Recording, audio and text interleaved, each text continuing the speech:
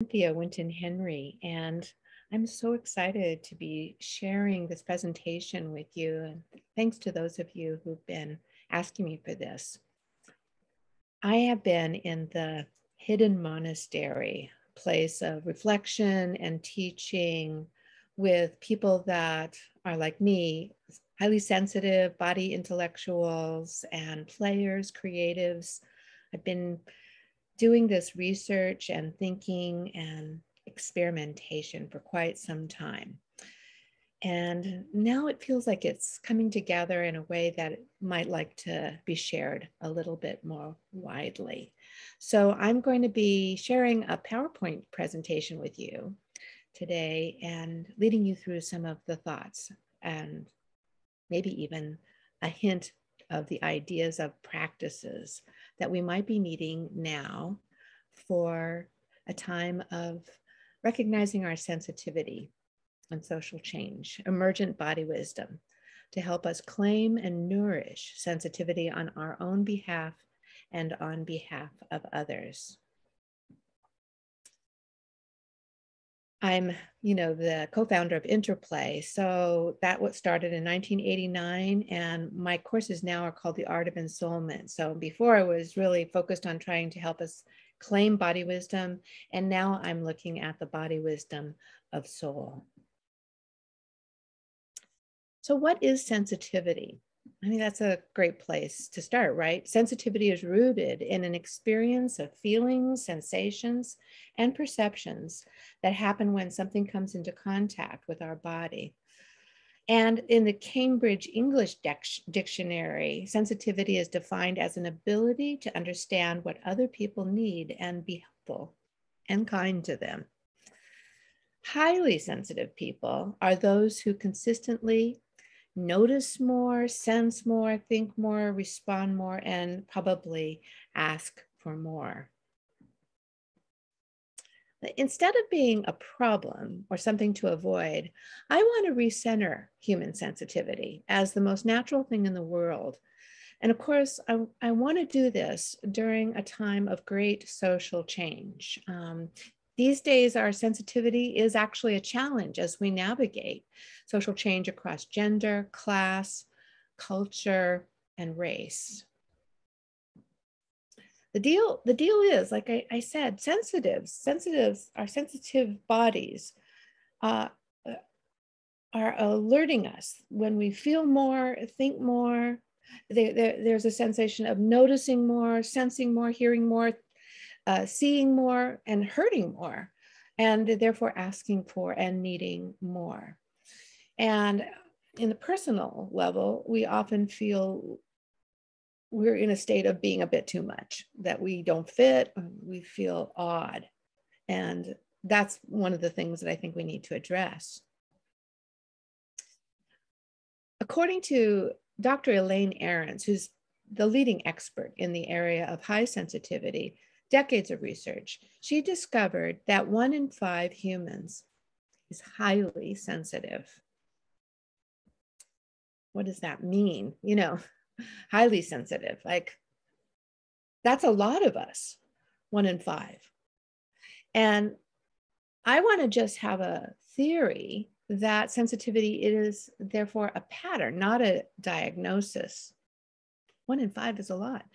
I have a theory that this is Earth's wisdom to help our species stay attuned and in balance with our environments. Earth creates some of us to be highly sensitive. We might become artists or poets or intellectuals, healers, teachers, in order to play this vital role. So my theory is that Earth actually worked out the math for us. To thrive, our species would need 1 highly sensitive person in every family, 5 sensitives in every village, and 25 in every locale, because not all sensitives have the same jobs, right? And also not all sensitives survive. So that's a good, healthy percentage. That might be the right percentage to help a group continue to create, heal, and deeply listen to our environment, which is all to say that In truth, I think sensitivity is a necessity and a gift. Now, unfortunately, as we know, not all sensitives are getting seen or mentored. And this is a societal problem because unseen, untrained sensitivity actually hurts us and it hurts others.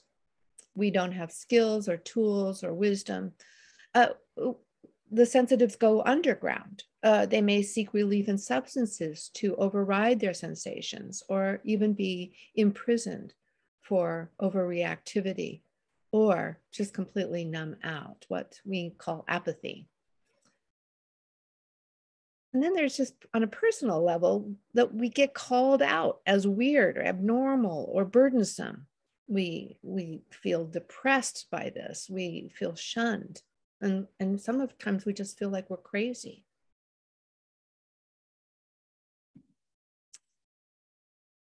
Dr. Thomas Boyce, pediatrician and emeritus professor of psychiatry, he did some research with sensitive kids. And he wrote this book called The Orchid and the Dandelion, Why Some Children Struggle and How All Can Thrive. All can thrive, right? He says, while some kids are as resilient as dandelions that spring right back up when you step on them, highly sensitive kids are more like orchids. They just don't spring right back up. Orchid kids need more care. We might experience as trauma the sensations of being overwhelmed or feel the harm of others just so much more intensely. We are the ones that are paying attention. Dr. Boyce also discovered actually what allows an orchid child and all of us to thrive. He says, what allows us to thrive is the recognition and expression of our own true self. Routines, sameness, so that there's consistency, and we don't have to be navigating with our nervous system all the time. He says we need steadfast love, what he calls caritas, a celebration of human differences, because we feel the differences. We need imaginative play because with sensitivity, there's an aliveness and a need for imagination and ways of transforming experience. And where there's danger, we need an experience of balancing our fear with skillfulness and mastery. And then from there, Professor Michael Plews, a psychologist in environmental sensitivity, uncovered the tulips. He understood that there was probably a bigger continuum of sensitivity. And he says that while 30 of us are characterized as highly sensitive, 30% of us are characterized as highly sensitive orchids, 30% of us are lower sensitivity, not insensitive, just lower. 40%, the largest group of us, are medium sensitivity tulips. Now, medium and high sensitivity people then are accounting for 70% of the population. That's the majority.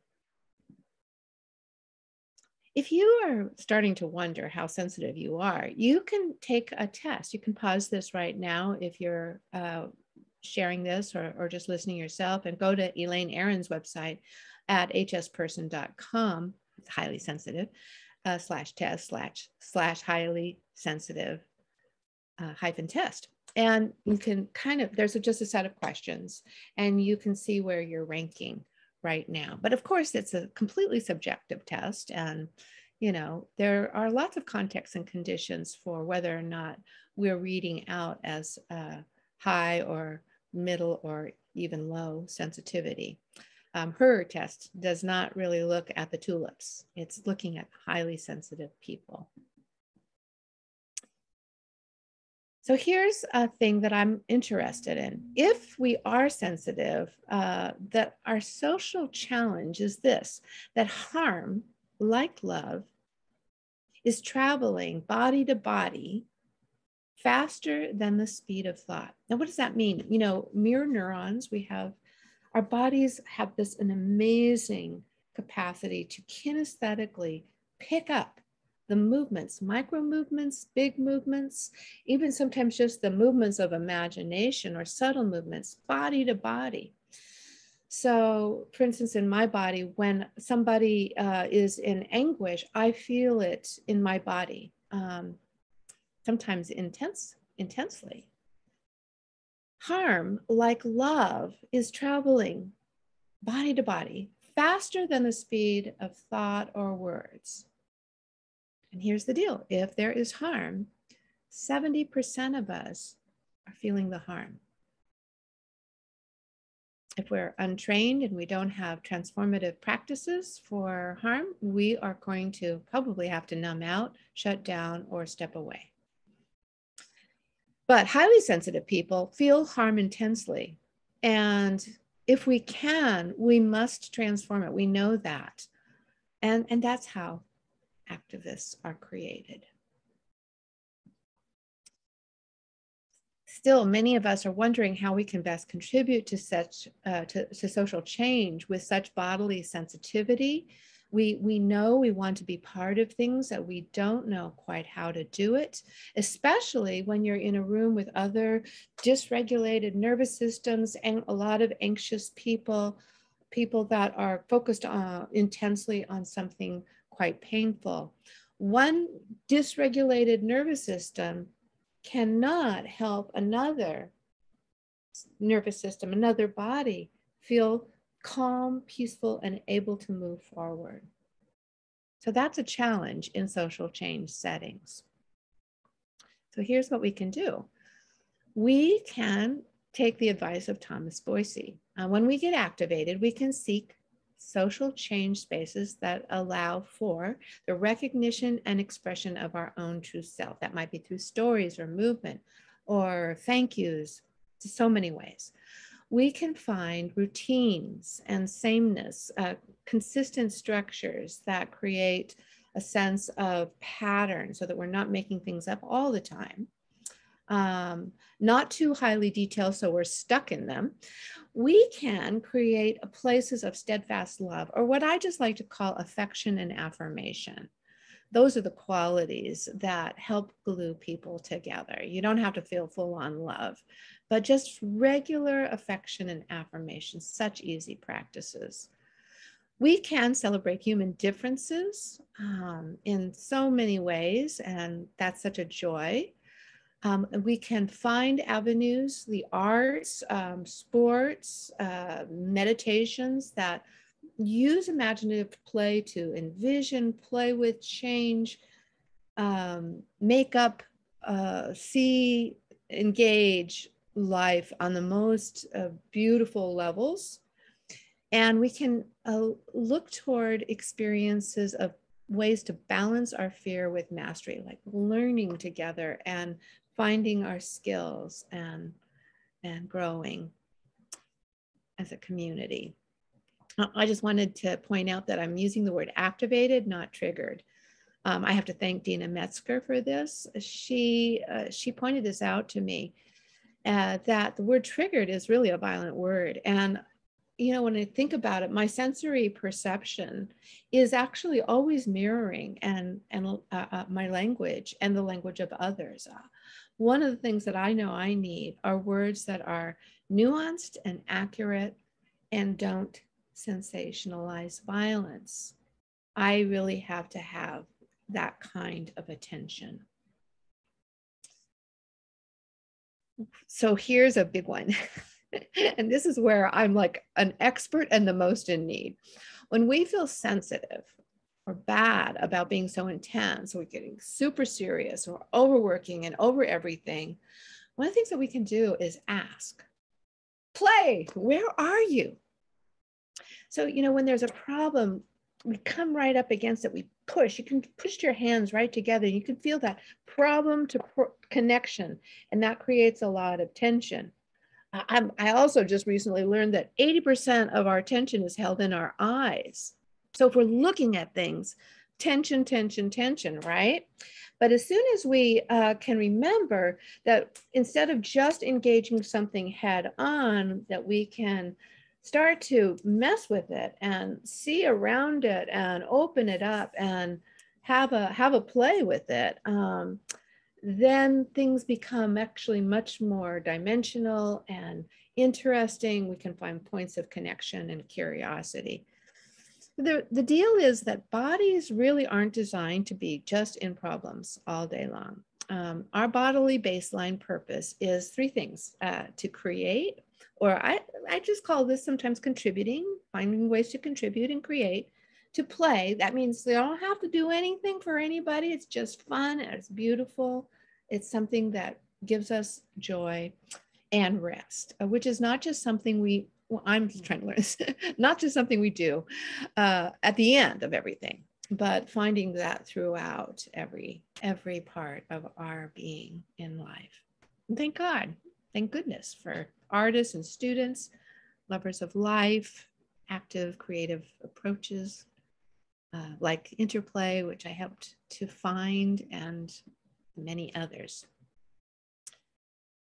Well, there's a couple of other things I think that are really super helpful if you're still with me. I think we need to call in balance. The earth wisdom shared by Indigenous guide Sherri Mitchell in Sacred Instructions, Indigenous Wisdom for Living Spirit-Based Change, suggests actually that an earth-based way is to spend 1/10 of our time paying attention to harm, 1/10 of our time addressing harm, and 80% of our time creating the world that you and I want. And all of that ultimately is leading to social health and change. That's a really good perspective for me in terms of, am I tithing my attention to harm and my addressing harm? How am I doing? And what part of the time am I really living into the world that I'm wanting? In really, really harsh times, I think it gets even more clear that we need support from powers greater. We need the deep inner reserves of what I call ensoulment, like the energy systems that are eternal and part of everything, and how to have that, call that up and through. I think we need to see life's challenges as initiations, not just problems. Right, that this is a continuum of human experience. We definitely need the arts of movement and breath and all of the art forms to help us clear burdensome sensations and to see forward. And we need special credentialing for gifts that make us unique. Some of these things here are things that I'm paying a lot of attention to in the art of ensoulment, as well as the three directives of efficiency of energy, clarity of vision, and courage to love. Lastly, as a highly sensitive person, I'm really growing into an acceptance of my responsibility for my body spirit. Not everyone feels what I feel. As rather than staying in shame or feeling othered, I need to gather the support I need for my particular circumstances. I also need to decide when to step back and change course. I want to take people off of my sensitivity hook, and I want to learn how to lighten my sensations. I want to notice when my thinking is getting distorted and get input from trusted community about my perceptions. I want to notice when I'm safe enough, actually. I'm not actually in harm's way. And I want to be able to detach and return to my own center again and again, as many times as I need. So being sensitive leads many of us, to be educators, healers, artists, and activists. This is the best. And social change is our domain, actually, as we play with it from day to day. It's a gift. It's a gift and it's a necessity. So, like what I need to do is I shake out whatever I'm sitting on, because my whole nervous system, starting from the bottom up, just gets tight, as well as up here. Just opening up my nervous system, taking a deep breath and letting it out with a sigh. Oh, The research shows that that's the fastest way to relieve stress in the moment. And if you're full, like I am, of so much in life, I know you're going to want to do that. Some sighs too deep for words. I know you probably know someone who needs more of these things that we've been talking about, recognition and expression of self, consistency of routine, affection, celebration of human difference, imaginative play, ways to balance fear with mastery. So I hope that you will, check out and affirm the ways that you're already doing this. But, the interplay community worldwide is doing an amazing amount with these 8 creative body wisdom strategies and additional tools. And if you're highly sensitive, I hope this might lead you to at least look at the Art of Ensoulment courses and visit me at my website, CynthiaWinton-Henry.com. And I'm just going to end with a big thank you. Thank you for being sensitive. Thank you. Thank you for joining me.